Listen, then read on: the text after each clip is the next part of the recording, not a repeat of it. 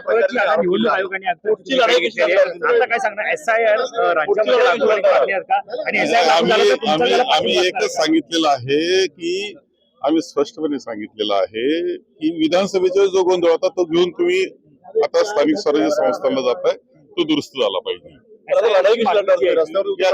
या बाबतीतलं एकदा तर त्यांनी आता आम्हाला असं उत्तर दिलं की सकारात्मक आम्ही विचार करतो आहोत. त्यांना ते पटलेलं दिसतंय. सकारात्मक याचा अर्थ पटलेलं आहे, निवडणूक आयोगाला पटलेलं आहे. आता ते दुरुस्ती काय करताय ते आम्ही पाहतो. राहुल गांधींनी आरोप केल्यानंतर आणि ऍफिडेव्हिट दिलं नाही म्हणून कारवाई केली गेलेली नव्हती. आता तुमच्याकडे काय मागितलं? एकंदर आपण जे पाहतो आहोत कुणीतरी दुसरं हँडल करतोय निवडणूक. ते स्वायत्तता त्याची राहिलेली नाही.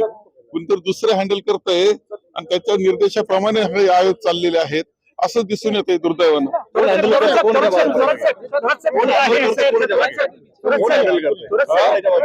शेवटी कोण असणार याच्यामध्ये?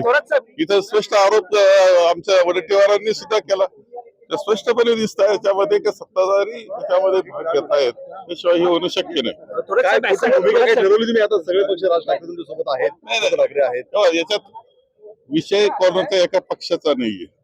विषय हा सर्वांचा आहे, तुमचा आमचा सगळ्यांचा आहे.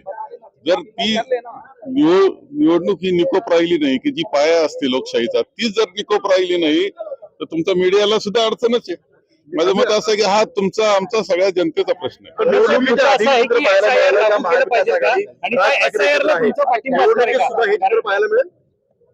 नाही, हा विषय आता कोण कोणाविरुद्ध हा विषय नाही चाललेला.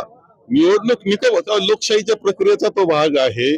एकामेका कोणी विरुद्ध राहू शकतात, हे होऊ शकतं, परंतु ती निकोप असली पाहिजे एवढी अपेक्षा ठेवण्यात काही चुकीचं नाही.